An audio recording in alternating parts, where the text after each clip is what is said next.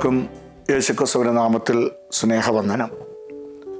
ലൂക്കോസിന്റെ സുവിശേഷം 4-ാം അധ്യായം നമ്മൾ വായിക്കുമ്പോൾ നമ്മുടെ കർത്താവിൻ്റെ പരസ്യ ശുശ്രൂഷയ്ക്ക് മുൻപ് കർത്താവ് പിതാവിൻ്റെ സന്നിധിയിൽ ഉപവസിക്കുകയും പ്രാർത്ഥിക്കുകയും ചെയ്ത അനുഭവത്തെക്കുറിച്ച് നമുക്ക് കാണുവാനായിട്ട് കഴിയുന്നുണ്ട്.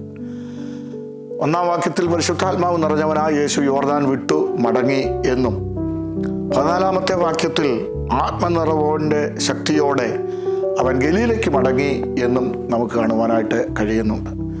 ഈ വാക്യത്തിൽ നിന്നും ആത്മനിറവിൻ ജീവിതത്തിൻ്റെ പ്രത്യേകതകൾ എന്തൊക്കെയാണ് എന്ന് നമുക്ക് ധ്യാനിപ്പാനായിട്ട് ഇടയായിത്തീരട്ടെ. ഈ ലോകത്തിൽ നമ്മളായിരിക്കുമ്പോൾ പരിശുദ്ധാത്മാവിൻ്റെ നിറവോടെ നാം മുൻപോട്ട് ജീവിക്കേണ്ടത് അനിവാര്യമാണ്. ഒരു ദൈവപൈതലിന് പരിശുദ്ധാത്മ നിറവിൻ്റെ അനുഭവം അത്യന്താപേക്ഷിതമാണ്. ശമൂവേലിന്റെ 1-ാം പുസ്തകം 10-ാം അധ്യായത്തിന്റെ 9-ാം വാക്യത്തിൽ വായിക്കുമ്പോൾ ദൈവം ശൗലിന് വേറെ ഒരു ഹൃദയം കൊടുത്തു. ആത്മനിറവിൻ്റെ പ്രത്യേകത ഒന്ന്, ഒരു പുതിയ ഹൃദയം അവൻ നമുക്ക് നൽകുന്നു എന്നുള്ളതാണ്. കൊരിന്ത്യർക്ക് എഴുതിയ 2-ാം ലേഖനം 3-ാം അധ്യായം 18-ാമത്തെ വാക്യത്തിൽ വായിക്കുമ്പോൾ ആത്മനിറവിൻ ജീവിതം നമ്മുടെ ജീവിതത്തിന് തന്നെ മാറ്റം വരുത്തുവാനായിട്ട് ഇടയായിത്തീരും. തേജസ്സിന്മേൽ തേജസ് പ്രാപിച്ച് അതേ പ്രതിമയായി നാം രൂപാന്തരപ്പെടുമെന്നാണ് ദൈവവചനത്തിൽ മനസ്സിലാക്കുവാൻ കഴിയുന്നത്.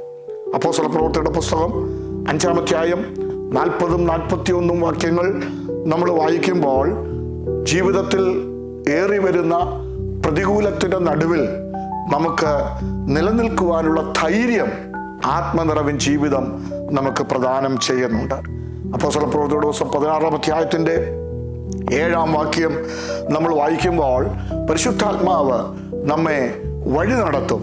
ആത്മനിറവോടെ നാം ജീവിച്ചാൽ കർത്താവിനാൽ നടത്തപ്പെടുന്ന ഒരനുഭവം നമ്മുടെ ജീവിതത്തിൽ ഉണ്ടാവുകയാണ്. കൊരിന്ത്യർക്ക് എഴുതിയ 2-ാം ലേഖനം 12-ാം അധ്യായത്തിൻ്റെ 9-ാമത്തെ വാക്യം വായിക്കുമ്പോൾ ഈ ആത്മശക്തി നമ്മുടെ ബലഹീനതയിൽ തികഞ്ഞ് വരുന്നതാണ്. അതുകൊണ്ട് പ്രിയമുള്ളവരെ, ഈ ലോകത്തിൽ എങ്ങനെയെങ്കിലും ഒരു ജീവിതം നയിക്കുക എന്നതല്ല ദൈവം നമ്മെക്കുറിച്ച് ആഗ്രഹിക്കുന്നത്, മറിച്ച് ആത്മനിറവുള്ള ഒരു ജീവിതം നയിക്കുക എന്നതാണ്. അതിനേറ്റവും നല്ല ഒരു ഉദാഹരണമാണ് നമ്മുടെ കർത്താവായ യേശുക്രിസ്തു. തൻ്റെ പരസ്യ ശുശ്രൂഷയ്ക്ക് മുൻപ് താൻ ആത്മനിറവ് പ്രാപിച്ചവനായി ഈ ലോകത്തിൽ പിതാവാം ദൈവം തന്നെ ഏൽപ്പിച്ച ആ ശുശ്രൂഷ നിറപടിയായി നിർവഹിപ്പാൻ ഇടയായിത്തീർന്നു. അതുപോലെ നമ്മുടെയും ജീവിതത്തിൽ ഈ ലോക ജീവിതയാത്രയിൽ ആത്മനിറവോടെ മുൻപോട്ട് പോകുവാൻ കർത്താവ് സഹായിക്കട്ടെ.